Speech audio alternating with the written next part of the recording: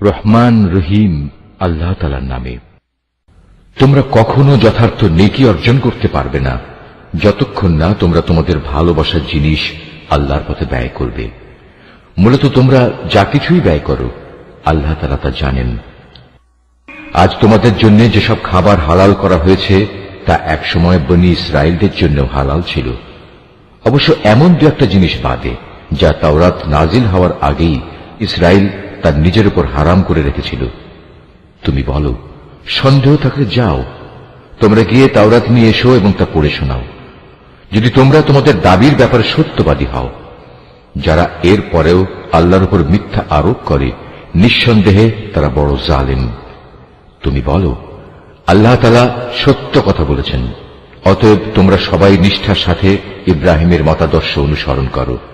আর ইব্রাহিম কখনো আল্লাহর সাথে অংশীবাদীদের দলে সামিল ছিল না। নিশ্চয়ই গোটা মানব জাতির জন্য সর্বপ্রথম যে ঘরটি বানিয়ে রাখা হয়েছিল তা ছিল বাক্কায় তথা মক্কা নগরীতে।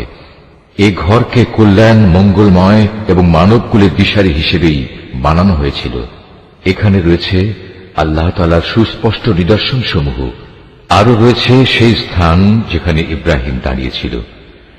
এই ঘরের বিশেষ মর্যাদা হচ্ছে, যে এখানে প্রবেশ করবে সে দুনিয়া আখিরাত উভয় স্থানেই নিরাপদ হয়ে যাবে।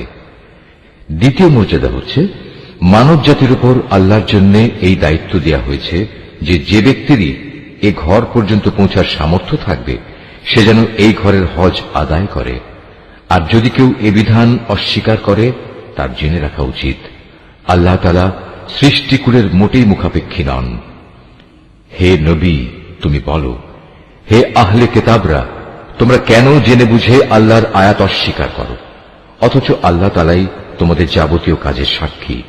তুমি আরো বলো, হে আহলে কিতাবরা, তোমরা কেন তাদের আল্লাহর পথ থেকে ফেরাতে চেষ্টা করছো যারা ঈমান এনেছে, এবং এভাবেই তোমরা আল্লাহর পথকে বাঁকা করতে চাও, অথচ এই লোকদের সত্যপন্থী হবার ব্যাপারে তোমরাই তো সাক্ষী। আল্লাহ তাআলা তোমাদের এই সব বিদ্রোহমূলক আচরণ সম্পর্কে মোটেই উদাসীন নন। হে মানুষ, তোমরা যারা ঈমান এনেছ, তোমরা যদি এই আহলে কিতাবদের কোন একটি দলের কথা মেনে চলো, তাহলে মনে রেখো এরা ঈমান আনার পরেও ধীরে ধীরে তোমাদের কাফের বানিয়ে দেবে। আর তোমরা কিভাবে কুফরি করবে যখন তোমাদের সামনে বারবার আল্লাহর আয়াতসমূহ তেলাওয়াত করা হচ্ছে? তাছাড়া এই আয়াতের বাহক স্বয়ং আল্লাহর রসূল যখন তোমাদের মাঝে মজুদ রয়েছে। যে ব্যক্তি আল্লাহ ও তার বিধানকে শক্ত করে আঁকড়ে ধরবে সে অবশ্যই সোজা পথে পরিচালিত হবে। হে মানুষ, তোমরা যারা ঈমান এনেছ আল্লাহকে ভয় করো, ঠিক যতটুকু ভয় তাকে করা উচিত। আল্লাহর কাছে সম্পূর্ণ আত্মসমর্পণকারী না হয়ে তোমরা কখনো মৃত্যুবরণ করো না। তোমরা সবাই মিলে আল্লাহর রশিকে শক্ত করে আঁকড়ে ধরো এবং কখনো পরস্পর বিচ্ছিন্ন হও না। তোমরা তোমাদের উপর আল্লাহর সেই নিয়ামতের কথা স্মরণ করো যখন তোমরা একে অপরের দুশমন ছিলে। অতঃপর আল্লাহ তাআলা তার দ্বীনের বন্ধন দিয়ে তোমাদের একের জন্য অপরের মনে ভালোবাসার সঞ্চার করে দিলেন। অতঃপর যুগ যুগান্তরের শত্রুতা ভুলে তোমরা আল্লাহর অনুগ্রহে একে অপরের ভাই হয়ে গেলে, অথচ তোমরা ছিলে হানাহানির অগ্নিকুণ্ডের প্রান্ত সীমায়।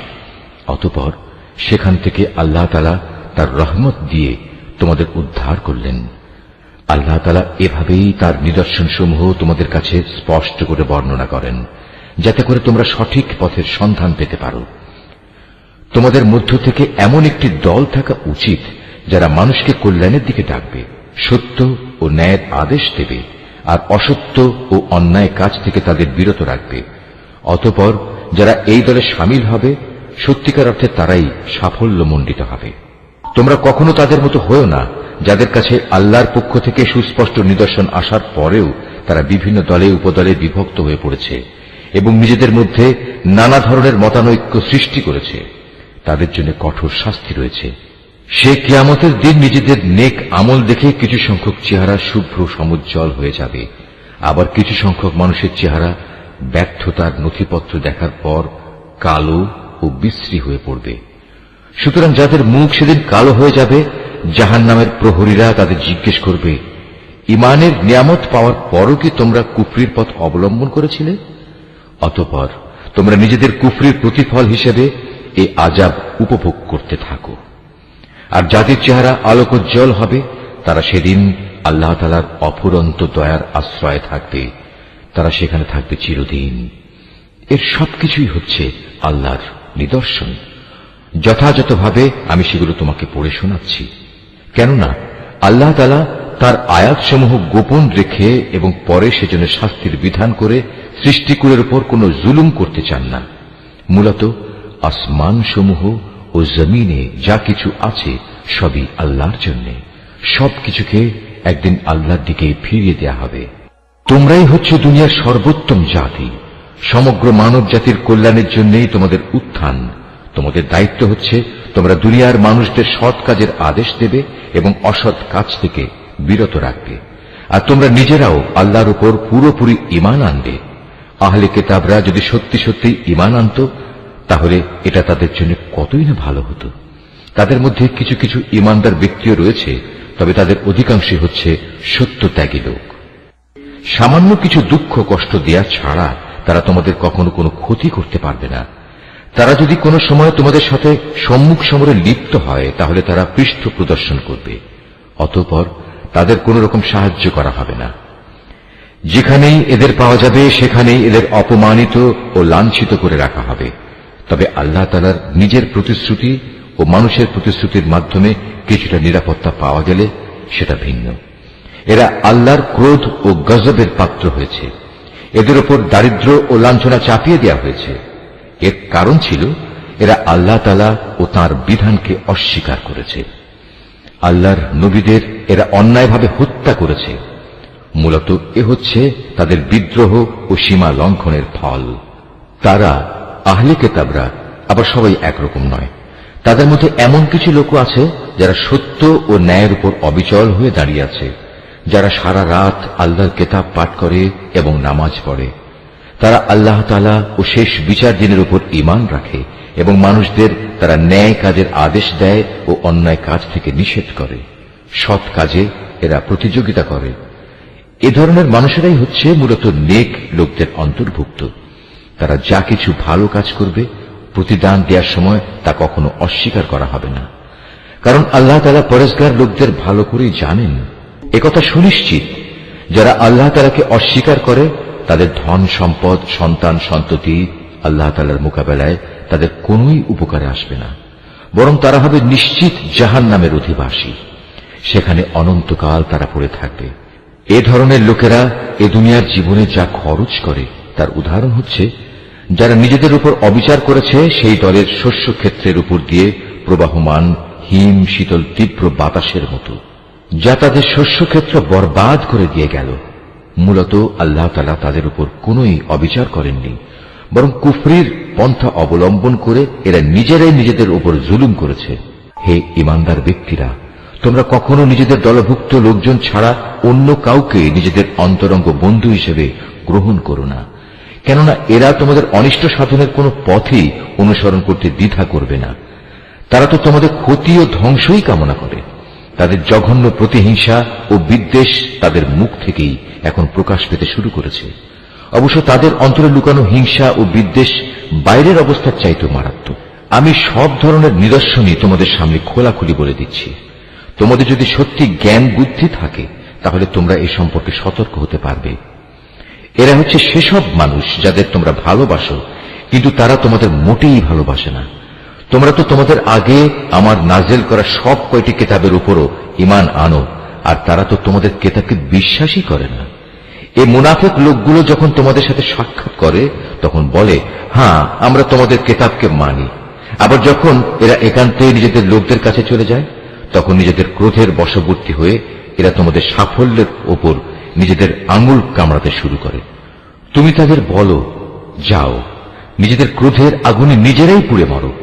অবশ্যই আল্লাহ তাআলা এ মুনাফিকদের মনের ভিতর লুকিয়ে থাকা যাবতীয় চক্রান্তমূলক বিষয় সম্পর্কে সম্যক অবগত আছেন। তাদের অবস্থা হচ্ছে তোমাদের কোনো কল্যাণ হলে তার কারণে তাদের খারাপ লাগে, আবার তোমাদের কোনো অকল্যাণ দেখে তারা আনন্দে ফেটে পড়ে। এ প্রতিকূল অবস্থায় যদি তোমরা ধৈর্য ধারণ করতে পারো এবং নিজেরা সাবধান হয়ে চলতে পারো তাহলে তাদের চক্রান্ত ও ষড়যন্ত্র তোমাদের কিছুই ক্ষতি করতে পারবে না। তাদের যাবতীয় কর্মকাণ্ডই আল্লাহ তাআলা পরিবেষ্টন করে আছেন। হে নবী, স্মরণ করো যখন তুমি খুব ভোরবেলায় তোমার আপনজনের কাছ থেকে বিদায় নিয়ে মোমেনদের যুদ্ধের ঘাঁটি সমূহে মোতায়েন করছিলে। তখন তুমি জানতে আল্লাহ তাআলা সবকিছু শোনেন এবং তার বান্দাদের তিনি ভালো করেই জানেন। বিশেষ করে সেই নাজুক পরিস্থিতিতে যখন তোমাদের দুটো দল মনোবল হারিয়ে ফেলার উপক্রম করে ফেলেছিল, তখন আল্লাহ তাআলাই তাদের উভয় দলের সেই ভগ্ন মনোবল জোড়া লাগাবার কাজে অভিভাবক হিসেবে মজুদ ছিলেন। আর আল্লাহর উপর যারা ঈমান আনে তাদের তো সর্বাবস্থায় তার উপরই ভরসা করা উচিত। এই ভরসা করার কারণেই বদরের যুদ্ধে আল্লাহ তাআলা তোমাদের বিজয় ও সাহায্য দান করেছিলেন। অথচ তোমরা জানো তোমরা কত দুর্বল ছিলে। অতএব আল্লাহকে ভয় করো। আশা করা যায় তোমরা আল্লাহর কৃতজ্ঞতা আদায় করতে সক্ষম হবে। সে মুহূর্তের কথাও স্মরণ করো যখন তুমি মুমিনদের বলেছিলে, যুদ্ধে বিজয় লাভ করার জন্য তোমাদের মালিক যদি আসমান থেকে 3000 ফেরেশতা পাঠিয়ে তোমাদের সাহায্য করেন, তাহলে তোমাদের বিজয়ের জন্য তা কি যথেষ্ট হবে না? অবশ্যই তোমরা যদি ধৈর্য ধারণ করো এবং শয়তানের চক্রান্ত থেকে বেঁচে থাকতে পারো। এ অবস্থায় তারা শত্রু বাহিনী যদি তোমাদের উপর দ্রুত গতিতে আক্রমণ করে বসে, তাহলে তোমাদের মালিক প্রয়োজনে 5000 চিহ্নিত ফেরেশতা দিয়েও তোমাদের সাহায্য করবেন। আসলে এই সংখ্যাটা বলে আল্লাহ তাআলা তোমাদের জন্য একটি সুসংবাদ দিয়েছেন। নতুবা বিজয়ের জন্য তো তিনি একাই যথেষ্ট। আল্লাহ তাআলা চেয়েছেন যেন এর ফলে তোমাদের মন কিছুটা প্রশান্ত ও আশ্বস্ত হতে পারে। আর সাহায্য ও বিজয় তা তো পরাক্রান্ত প্রজ্ঞাময় আল্লাহ তাআলার পক্ষ থেকেই আসে। তিনিই সর্বজ্ঞ। আল্লাহ তাআলা এর দ্বারা কাফেরদের এক দলকে নিশ্চিহ্ন করে দিতে চান, অথবা তাদের একাংশকে তিনি এর মাধ্যমে লাঞ্ছিত করে দিতে চান, যেন তারা ব্যর্থ হয়ে যুদ্ধের ময়দান থেকে ফিরে যায়। হে নবী, এ ব্যাপারে তোমার কিছুই করার নেই। আল্লাহ তাআলা চাইলে তাদের উপর দয়া পরবশ হবেন, কিংবা চাইলে তাদের কঠোর শাস্তি দেবেন, কেননা এরা ছিল স্পষ্টত জালেম। আসমান সমূহ ও জমিনে যা কিছু আছে তার সব হচ্ছে আল্লাহ তাআলার। তিনি যাকে ইচ্ছা ক্ষমা করে দেবেন, যাকে ইচ্ছা শাস্তি দেবেন। আল্লাহ তাআলা অত্যন্ত ক্ষমাশীল ও পরম দয়ালু। হে মানুষ, তোমরা যারা ইসলামকে একটি পূর্ণাঙ্গ বিধান হিসেবে বিশ্বাস করেছ, চক্রবৃদ্ধি হারে সুদ খেও না এবং তোমরা আল্লাহ তাআলাকে ভয় করো। আশা করা যায় তোমরা কল্যাণ লাভ করতে পারবে। জাহান্নামের আগুনকে তোমরা ভয় করো, যা তৈরি করে রাখা হয়েছে তাদের জন্য যারা একে অস্বীকার করেছে। তোমরা আল্লাহ তাআলা ও তার রাসূলের কথা মেনে চলো। আশা করা যায় তোমাদের উপর দয়া করা হবে। তোমরা তোমাদের মালিকের পক্ষ থেকে ক্ষমা পাওয়ার কাজে প্রতিযোগিতা করো, আর সেই জান্নাতের জন্য প্রতিযোগিতা করো যার প্রশস্ততা আকাশ ও পৃথিবী সমান। আর এই বিশাল জান্নাত প্রস্তুত করে রাখা হয়েছে সেসব ভাগ্যবান লোকদের জন্য যারা আল্লাহকে ভয় করে, সচ্ছল হোক কিংবা অসচ্ছল, সর্বাবস্থায় যারা আল্লাহর পথে নিজেদের ধন সম্পদ ব্যয় করে, যারা নিজেদের ক্রোধ সংবরণ করে এবং মানুষের অপরাধ সমূহ যারা ক্ষমা করে দেয়। আসলে ভালো মানুষদের আল্লাহ তাআলা হামেশাই ভালোবাসেন। ভালো মানুষ হচ্ছে তারা যারা কখনো কোনো অশ্লীল কাজ করে ফেললে কিংবা এর দ্বারা নিজেদের উপর নিজেরা জুলুম করে বসলে সাথে সাথেই আল্লাহকে স্মরণ করে এবং গুনাহের জন্য আল্লাহর ক্ষমা প্রার্থনা করে। কেননা আল্লাহ তাআলা ছাড়া আর কে আছে যে তাদের গুনাহ মাফ করে দিতে পারে? তদুপরি এরা জেনে বুঝে নিজেদের গুনার উপর অটল হয়েও বসে থাকে না। এই সে বৈশিষ্ট্যমণ্ডিত মানুষগুলো, মালিকের পক্ষ থেকে তাদের প্রতিদান হবে আল্লাহ তাআলা তাদের ক্ষমা করে দেবেন, আর তাদের এমন এক জান্নাত দেবেন যার তলদেশ দিয়ে ঝর্ণাধারা বইতে থাকবে। এই জান্নাতে নেককার লোকেরা অনন্তকাল ধরে অবস্থান করবে। সৎ কর্মশীল ব্যক্তিদের জন্য আল্লাহর পক্ষ থেকে কত সুন্দর প্রতিদানের ব্যবস্থা রাখা হয়েছে। তোমাদের আগেও বহু জাতির বহু উদাহরণ ছিল যা এখন অতীত হয়ে গেছে। সুতরাং এদের পরিণতি দেখার জন্য তোমরা পৃথিবীতে ঘুরে বেড়াও এবং দেখো আল্লাহ তাআলা ও তাঁর বিধান মিথ্যা প্রতিপন্নকারীদের পরিণতি কি হয়েছিল। বস্তুত এটি হচ্ছে মানব জাতির জন্য একটি সুস্পষ্ট ব্যাখ্যা, এবং আল্লাহ তাআলাকে যারা ভয় করে এটি তাদের জন্য একটি সুস্পষ্ট পথ নির্দেশ ও সদুপদেশ বই কিছুই নয়। তোমরা হতোদ্যম হয়েও না, চিন্তিত হয়েও না। তোমরা যদি সত্যিকার অর্থে ঈমানদার হও তাহলে তোমরাই বিজয়ী হবে। তোমাদের উপর যদি কোনো সাময়িক আঘাত আসে এতে মনক্ষুণ্ণ হবার কি আছে? এ ধরনের আঘাত তো তাদের উপরও এসেছে। আর এভাবেই আমি মানুষের মাঝে তাদের উত্থান পতনের দিনগুলো পালাক্রমে অদল বদল করাতে থাকি, যাতে করে আল্লাহ তাআলা এ কথাটা জেনে নিতে পারেন যে কে সত্যিকার অর্থে আল্লাহর উপর ঈমান রাখে, এবং এর মাধ্যমে তোমাদের মাঝখান থেকে কিছু শহীদও আল্লাহ তাআলা তুলে নিতে চান। মূলত আল্লাহ তাআলা কখনো জালেমদের পছন্দ করেন না। এর মাধ্যমে তিনি মূলত ঈমানদার বান্দাদের পরিশুদ্ধ করে কাফেরদের নাস্তা নাবুদ করে দিতে চান। তোমরা কি মনে করো তোমরা এমনি এমনি বেহেশতে প্রবেশ করে যাবে, অথচ আল্লাহ তাআলা পরীক্ষার মাধ্যমে এ কথা জেনে নেবেন না যে কে তার পথে জিহাদ করতে প্রস্তুত হয়েছে এবং কে এ বিপদে কঠোর ধৈর্য ধারণ করতে পেরেছে? তোমরা মৃত্যুর মুখোমুখি হওয়ার আগে থেকেই তা কামনা করছিলে, আর এখন তো দেখতে পাচ্ছ তোমরা নিজেদের চর্ম চোখে। মুহাম্মদ একজন রসূল ছাড়া অতিরিক্ত কিছুই নয়। তার আগেও বহু রসূল গত হয়ে গেছে, তারা সবাই মৃত্যু মুখে পতিত হয়েছে। তাই সে যদি আজ মরে যায় অথবা তাকে যদি কেউ মেরে ফেলে, তাহলে তোমরা কি তার আনিত হেদায়েত থেকে মুখ ফিরিয়ে নেবে? আর যে ব্যক্তি এ থেকে মুখ ফিরিয়ে নেয় সে কখনো আল্লাহর দ্বীনের কোন রকম ক্ষতি সাধন করতে পারবে না। আল্লাহ তাআলা অচিরেই কৃতজ্ঞ বান্দাদের প্রতিফল দান করবেন। কোন প্রাণী আল্লাহর সিদ্ধান্ত ও অনুমতি ছাড়া মরবে না। আল্লাহ তাআলার কাছে প্রত্যেকটি প্রাণীরই মৃত্যুর দিনক্ষণ সুনির্দিষ্ট হয়ে আছে। এর পরেও যে ব্যক্তি পার্থিব পুরস্কারের প্রত্যাশা করে, আমি তাকে এ দুনিয়াতেই তার কিছু অংশ দান করব। আর যে ব্যক্তি আখিরাতের পুরস্কারের ইচ্ছা পোষণ করবে, আমি তাকে সে চিরন্তন পাওনা থেকেই এর প্রতিফলন দান করব, এবং অচিরেই আমি আমার প্রতি কৃতজ্ঞদের যথার্থ প্রতিফল দান করব। আল্লাহর আরো অনেক নবী এখানে এসেছিল, যুদ্ধ করেছে আল্লাহর পথে, তার সাথে আরো যুদ্ধ করেছে অনেক সাধক ও জ্ঞানবান ব্যক্তি। আল্লাহর পথে তাদের উপর যত বিপদ মুসিবতি এসেছে তাতে কোনোদিনই তারা হতাশ হয়ে পড়েনি, তারা দুর্বলও হয়নি, বাতিলের সামনে তারা মাথাও নত করেনি। এ ধরনের ধৈর্যশীল ব্যক্তিদেরই আল্লাহ তাআলা ভালোবাসেন।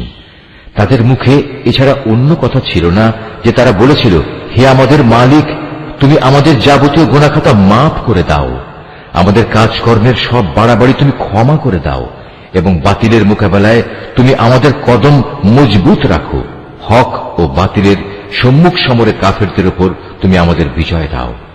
অতঃপর আল্লাহ তাআলা এই নেক বান্দাদের দুনিয়ার জীবনেই ভালো প্রতিফল দিয়েছেন এবং পরকালীন জীবনেও তিনি তাদের জন্য উত্তম পুরস্কার দিয়েছেন।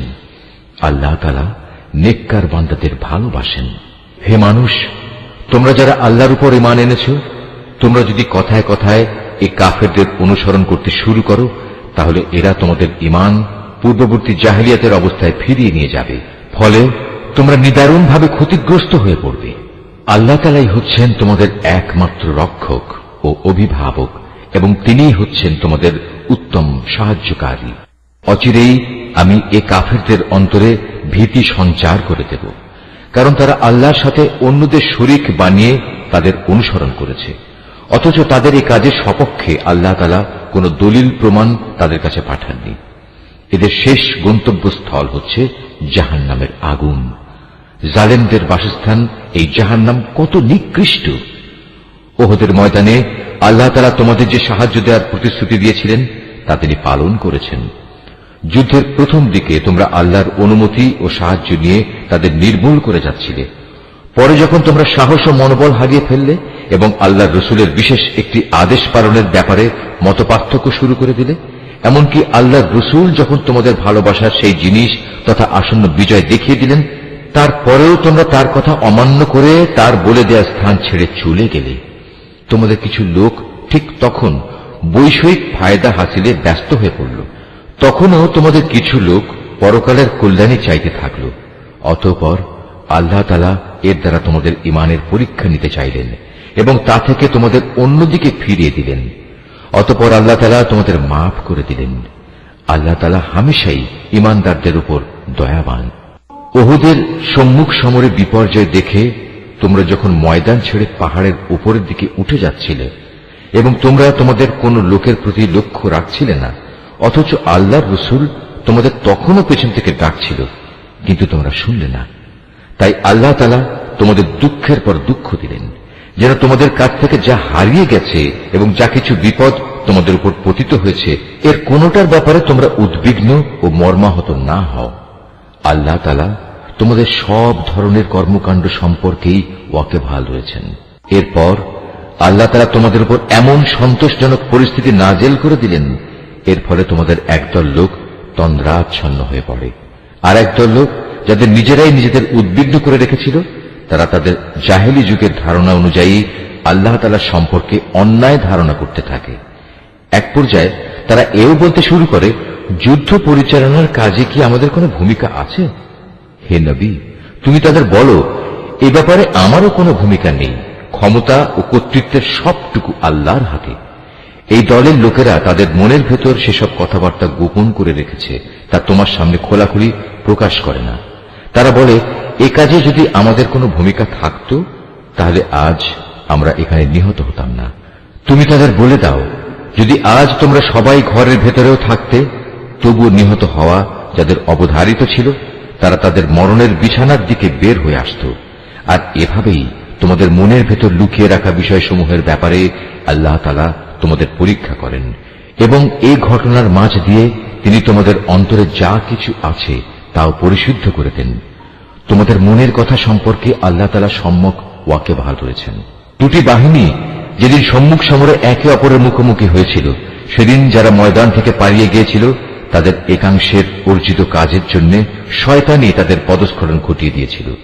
অতঃপর তারা অনুতপ্ত হলে আল্লাহ তাআলা তাদের ক্ষমা করে দিলেন। আল্লাহ তাআলা অত্যন্ত ক্ষমাশীল ও পরম ধৈর্যশীল। হে ঈমানদার ব্যক্তিরা, তোমরা কাফেরদের মতো হও না। তাদের অবস্থা ছিল এমন, এ কাফেরদের কোনো ভাই বন্ধু যখন বিদেশ বিভ হয়ে মারা যেত কিংবা কোনো যুদ্ধে লিপ্ত হতো, তখন এরা তাদের সম্পর্কে বলতো, এরা যদি বাইরে না গিয়ে আমাদের কাছে থাকত, তাহলে এরা কিছুতেই মরত না এবং এরা নিহতও হতো না। এভাবেই এই মানসিকতাকে আল্লাহ তাআলা তাদের মনের আক্ষেপে পরিণত করে দেন। আসলে আল্লাহ মানুষের জীবন দেন, আল্লাহ মানুষের মৃত্যু ঘটান, এবং তোমরা এ দুনিয়ায় যা করে যাচ্ছ, আল্লাহ তাআলা তার সব কিছুই দেখেন। তোমরা যদি আল্লাহর পথে নিহত হও অথবা সে পথে থেকেই তোমরা মৃত্যুবরণ করো, তাহলে আল্লাহর পক্ষ থেকে যে রহমত ও ক্ষমা লাভ করবে, তা হবে কাফেরদের সঞ্চিত অর্থ সামগ্রীর চাইতে অনেক বেশি উত্তম। আল্লাহর পথে যদি তোমরা জীবন বিলিয়ে দাও অথবা তাঁরই পথে তোমাদের মৃত্যু হয়, তাহলেই তোমাদের কি করার থাকবে? কারণ তোমাদের তো একদিন আল্লাহ তাআলার সমীপে এমনি একত্রিত করা হবে। এটা আল্লাহর এক অসীম দয়া যে তুমি এদের সাথে ছিলে কোমল প্রকৃতির মানুষ। এর বিপরীত যদি তুমি নিষ্ঠুর ও পাষাণ হৃদয়ের মানুষ হতে, তাহলে এসব লোক তোমার আশপাশ থেকে সরে যেত। অতএব তুমি এদের অপরাধসমূহ মাফ করে দাও, এদের জন্য আল্লাহর কাছে ক্ষমা প্রার্থনা করো এবং কাজকর্মের ব্যাপারে এদের সাথে পরামর্শ করো। অতঃপর সে পরামর্শের ভিত্তিতে সংকল্প একবার যখন নিয়ে নেবে, তখন তার সফলতার জন্য আল্লাহর উপর ভরসা করো। আল্লাহ তাআলা তার উপর নির্ভরশীল মানুষদের ভালোবাসেন। যদি আল্লাহ তাআলা তোমাদের সাহায্য করেন, তাহলে কোনো শক্তি তোমাদের পরাজিত করতে পারবে না। আর তিনি যদি তোমাদের পরিত্যাগ করেন, তাহলে এখানে এমন কোন শক্তি আছে যে অতঃপর তোমাদের কোন রকম সাহায্য করতে পারে? কাজেই আল্লাহর উপর যারা ঈমান আনে, তাদের আল্লাহর উপরই ভরসা করা উচিত। কোন নবীর পক্ষে কোন বস্তুর খেয়ানত করা সম্ভবই নয়। হ্যাঁ, মানুষের মধ্যে কেউ যদি কিছু খেয়ানত করে, তাহলে কিয়ামতের দিন সে ব্যক্তিকে তার খেয়ানতের সে বস্তু সহ আল্লাহর দরবারে হাজির হতে হবে। অতঃপর প্রত্যেককেই তার অর্জিত ভালো মন্দের পাওনা সঠিকভাবে আদায় করে দেয়া হবে। সেদিন তাদের কারো ওপর অবিচার করা হবে না। যে ব্যক্তি আল্লাহর সন্তুষ্টির পথ অনুসরণ করে, তার সাথে কিভাবে সে ব্যক্তি তুলনা করা যায়? যে আল্লাহর বিরোধী পথে চলে শুধু তার ক্রোধই অর্জন করেছে, তার এমন ব্যক্তির জন্য জাহান্নামের আগুন হবে একমাত্র বাসস্থান, আর তা হবে সত্যিই একটি নিকৃষ্ট আশ্রয়স্থল। এরা নিজ নিজ আমল অনুযায়ী আল্লাহর কাছে বিভিন্ন স্তরে বিভক্ত হবে। আল্লাহ তাআলা এদের সব ধরনের কার্যকলাপের উপর সজাগ দৃষ্টি রাখেন।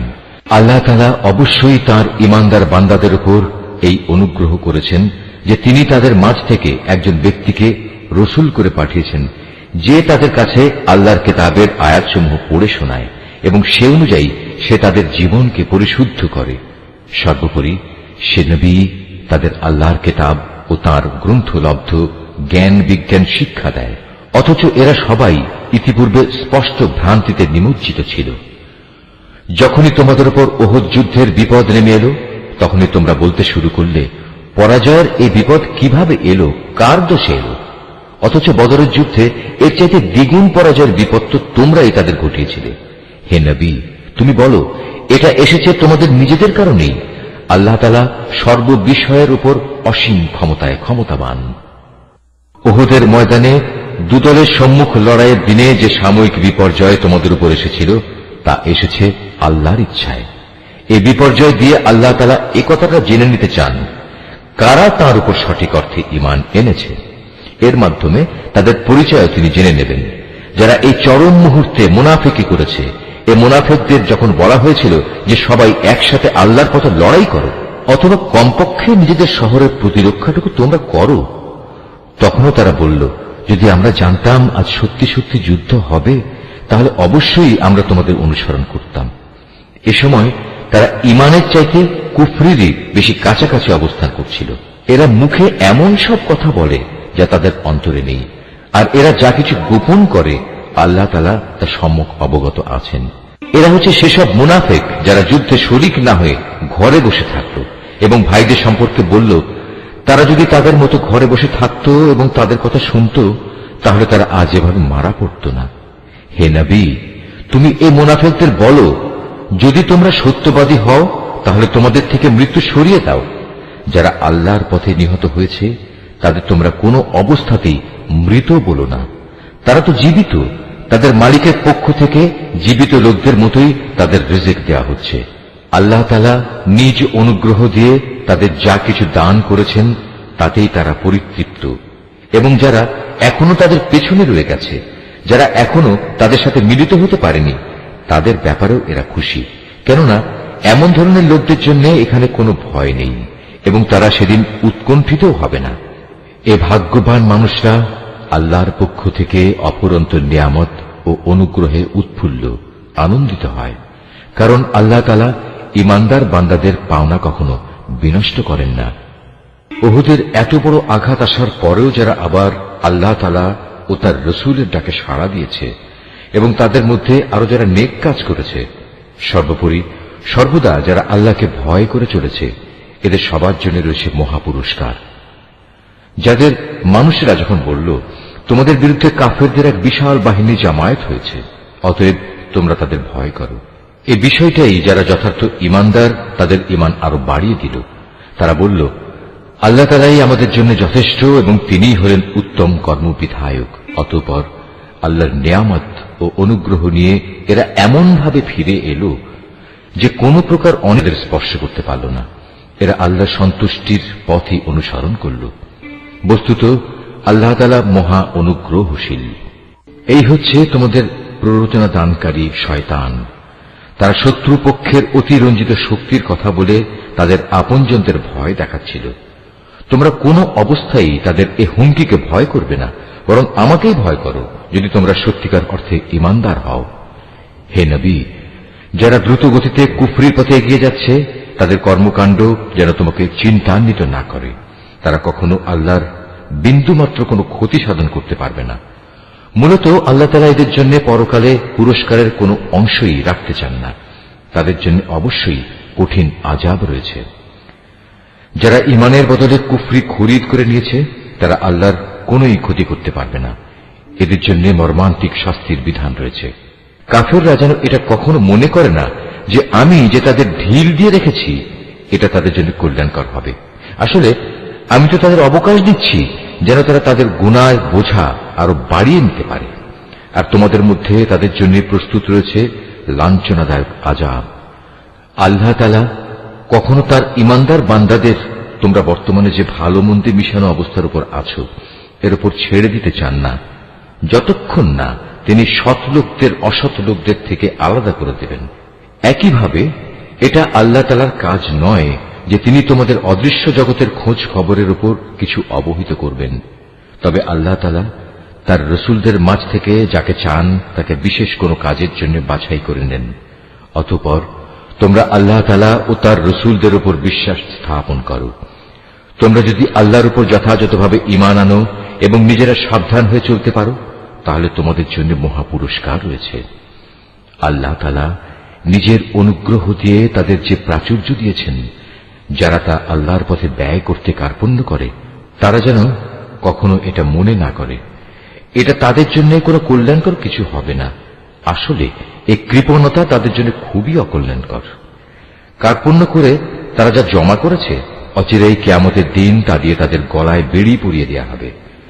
আসমান সমূহ ও জমিনের উত্তরাধিকার তো আল্লাহ তাআলার, আর তোমাদের প্রতিটি কার্যকলাপ সম্পর্কে আল্লাহ তাআলা বিশেষভাবে অবগত রয়েছেন। আল্লাহ তাআলা সেই ইহুদি লোকদের কথা ভালো করেই শুনেছেন, যখন তারা বিদ্রুপ করে বলেছিল, হ্যাঁ, আল্লাহ তাআলা অবশ্যই গরীব আর আমরা হচ্ছি ধনী। তারা যা কিছু বলে তা আমি তাদের হিসেবের খাতায় লিখে রাখব। আমি আরো লিখে রাখব অন্যায়ভাবে তাদের নবীদের হত্যা করার বিষয়টিও। সেদিন আমি তাদের বলবো, এবার এই জাহান্নামের স্বাদ উপভোগ করো। এ আযাব হচ্ছে তোমাদের নিজেদেরই হাতের কামাই, যা তোমরা আগেই এখানে পাঠিয়েছ। আল্লাহ তাআলা কখনো তার নিজ বান্দাদের প্রতি অবিচারক নন। যারা বলে, স্বয়ং আল্লাহ তাআলাই তো আমাদের আদেশ দিয়েছেন যেন আমরা কোন রসুলের উপর ঈমান না আনি, যতক্ষণ না সে আমাদের জন্য এমন একটা কোরবানি এনে হাজির করবে যা গায়েব থেকে এক আগুন এসে খেয়ে ফেলবে। হে মুহাম্মদ, তুমি তাদের বলো, হ্যাঁ, আমার আগেও তোমাদের কাছে বহু নবী রসুল এসেছে, তারা সবাই উজ্জ্বল নিদর্শন নিয়েই এসেছিল। তোমরা আজ যে কথা বলছো তা সহই তো তারা এসেছিল। তা সত্ত্বেও তোমরা তাদের হত্যা করলে কেন? আজ যদি তোমরা এতই সত্যবাদী হও, তাহলে কেন এসব আচরণ করলে? হে মুহাম্মদ, এরা যদি তোমাকে অস্বীকার করে তাহলে এ নিয়ে তুমি উদ্বিগ্ন হও না, কারণ তোমার আগেও এমন বহু নবী রসুল নবুয়তের সুস্পষ্ট দলিল প্রমাণ ও আল্লাহর কাছ থেকে নাজিল করা হেদায়েতের দীপ্তিমান গ্রন্থমালা নিয়ে এসেছিল। তাদেরও এমনি ভাবেই অস্বীকার করা হয়েছিল।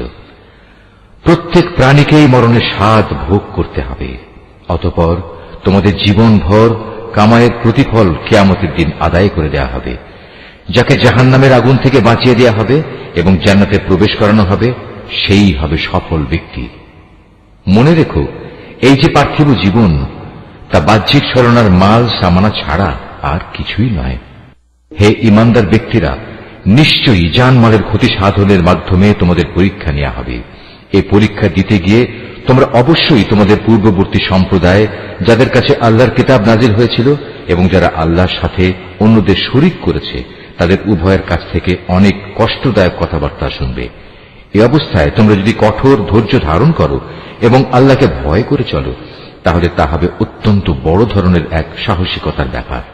যখন আল্লাহ তাআলা এই কিতাবধারী ব্যক্তিদের কাছ থেকে প্রতিশ্রুতি গ্রহণ করেছিলেন, তিনি তাদের বলেছিলেন, তোমরা একে মানুষদের কাছে বর্ণনা করবে এবং একে তোমরা গোপন করবে না। কিন্তু তারা এ প্রতিশ্রুতি নিজেদের পেছনে ফেলে রাখল এবং অত্যন্ত অল্প মূল্যে তা বিক্রি করে দিল। বড়ই নিকৃষ্ট ছিল যেভাবে তারা সে বেচাকেনার কাজটি করল।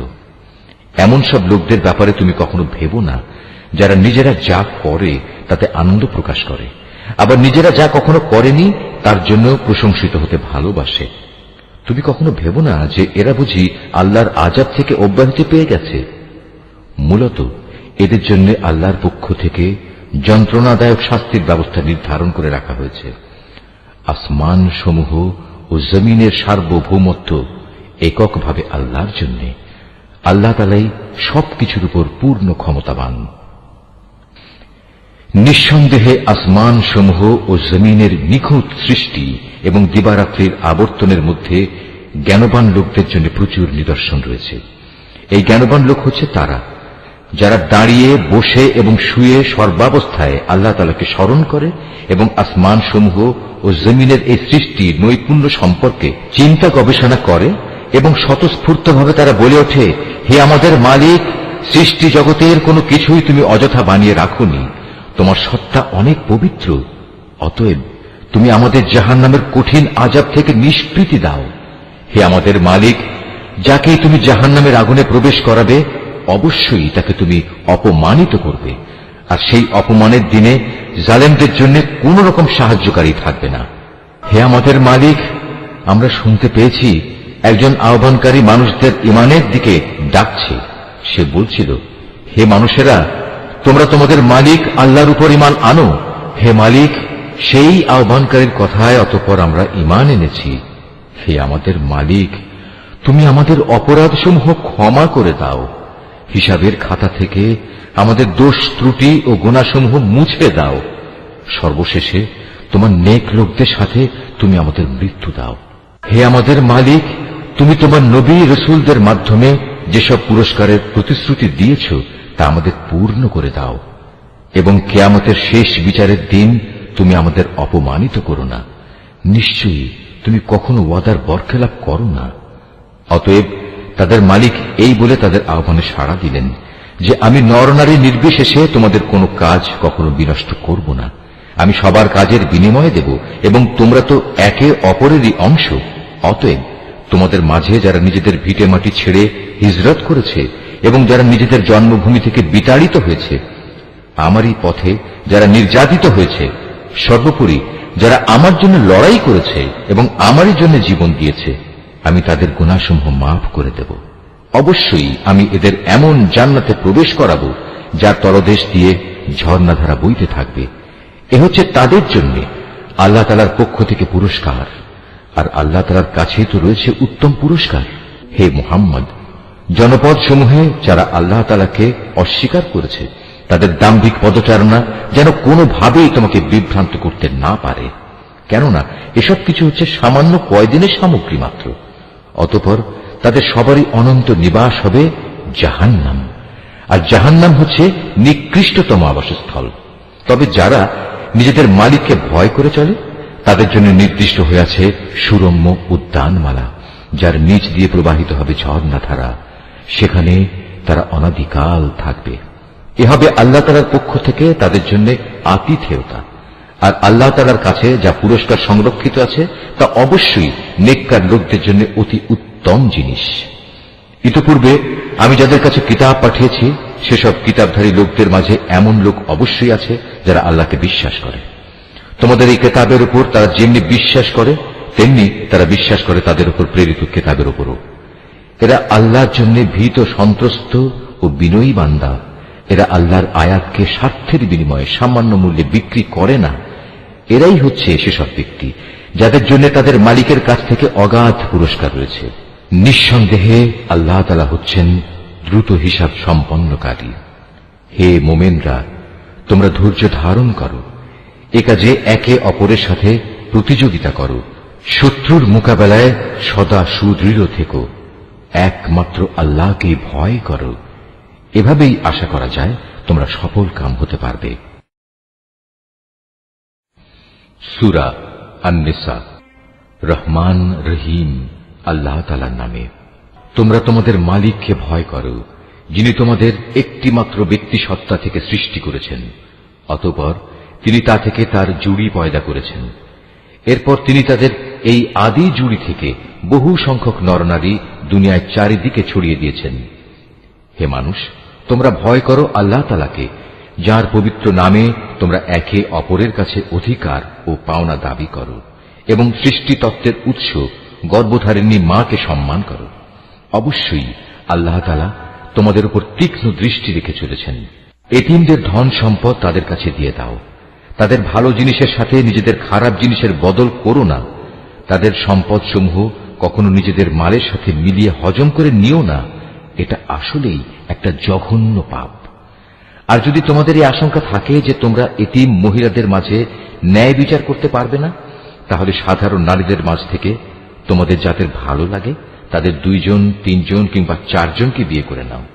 কিন্তু যদি তোমাদের এই ভয় হয় যে তোমরা একের অধিক হলে তাদের মাঝে ইনসাফ করতে পারবে না, তাহলে তোমাদের জন্য একজনই যথেষ্ট, কিংবা যে তোমাদের অধিকারভুক্ত তাদেরই যথেষ্ট মনে করে নাও। মনে রেখো, যৌনতার সীমা লঙ্ঘন থেকে বেঁচে থাকার জন্য এটাই হচ্ছে উত্তম ও সহজতর পন্থা। নারীদের তাদের মোহরানার অঙ্ক একান্ত খুশি মনে তাদের মালিকানায় দিয়ে দাও। অতঃপর তারা যদি নিজেদের মনের খুশিতে এর কিছু অংশ তোমাদের ছেড়ে দেয়, তাহলে তোমরা তা খুশি মনে ভোগ করতে পারো। আল্লাহ তাআলা তোমাদের যে সম্পদকে দুনিয়ায় তোমাদের প্রতিষ্ঠা লাভের উপকরণ হিসেবে বানিয়ে দিয়েছেন তা এই নির্বোধ লোকেদের হাতে ছেড়ে দিও না। অবশ্যই এ থেকে তাদের খাওয়ার ব্যবস্থা করবে, তাদের পোশাক সরবরাহ করবে, সর্বোপরি তাদের সাথে ভালো কথা বলবে। এতিমদের প্রতি লক্ষ্য রাখতে হবে যতক্ষণ না তারা বিয়ের বয়স পর্যন্ত পৌঁছে। অতঃপর যদি তোমরা তাদের মধ্যে সম্পদ পরিচালনার যোগ্যতা অনুভব করতে পারো তাহলে তাদের ধন সম্পদ তাদের হাতে তুলে দেবে। তাদের এই ধন সম্পদ তাদের বড় হবার আগেই তাড়াহুড়ো করে হজম করে ফেলো না। এতিমদের পৃষ্ঠপোষক যদি সম্পদশালী হয় তাহলে সে যেন এই বাড়াবাড়ি থেকে বেঁচে থাকে। তবে হ্যাঁ, যদি সে পৃষ্ঠপোষক গরিব হয় তাহলে সমাজের প্রচলিত নিয়ম অনুযায়ী সে যেন তা থেকে নিজের পারিশ্রমিক গ্রহণ করে। যখন তোমরা তাদের ধন সম্পদ তাদের ফিরিয়ে দেবে তখন তাদের উপর সাক্ষী রেখো, যদিও হিসাব গ্রহণের জন্য আল্লাহ তাআলাই যথেষ্ট। তাদের পিতামাতা ও আত্মীয় স্বজনদের রেখে যাওয়া ধন সম্পদে পুরুষদের যেমন নির্দিষ্ট অংশ রয়েছে, একইভাবে নারীদের জন্য সে সম্পদে নির্দিষ্ট অংশ রয়েছে যা তাদের পিতামাতা ও আত্মীয় স্বজনরা রেখে গেছে। পরিমাণ অল্প হোক কিংবা বেশি, উভয়ের জন্য এর অংশ নির্দিষ্ট করে দেওয়া হয়েছে। মৃত ব্যক্তির সম্পদ বন্টনের সময় যখন তার আপনজন, এতিম ও মিসকিনরা সেখানে এসে হাজির হয় তখন তা থেকে তাদেরও কিছু দেবে এবং তাদের সাথে সুন্দরভাবে কথা বলবে। এতিমদের ব্যাপারে মানুষের এটুকু ভয় করা উচিত, যদি তারা নিজেরা মৃত্যুর সময় এমনি দুর্বল সন্তানদের পেছনে রেখে চলে আসত তাহলে তাদের ব্যাপারে তারা এভাবে ভীত শঙ্কিত থাকত। অতএব তাদের ব্যাপারে আল্লাহকে ভয় করে চলা এবং এদের সাথে হামেশাই ন্যায় ইনসাফের কথাবার্তা বলা উচিত। যারা অন্যায়ভাবে এতিমদের মাল সম্পদ ভক্ষণ করে তারা যেন আগুন দিয়ে নিজেদের পেট ভর্তি করে। অচিরেই এই লোকগুলো জাহান্নামের আগুনে জ্বলতে থাকবে। আল্লাহ তাআলা তোমাদের উত্তরাধিকারে সন্তানদের সম্পর্কে এ মর্মে তোমাদের জন্য এ বিধান জারি করেছেন যে এক ছেলের অংশ হবে 2 কন্যা সন্তানের মতো।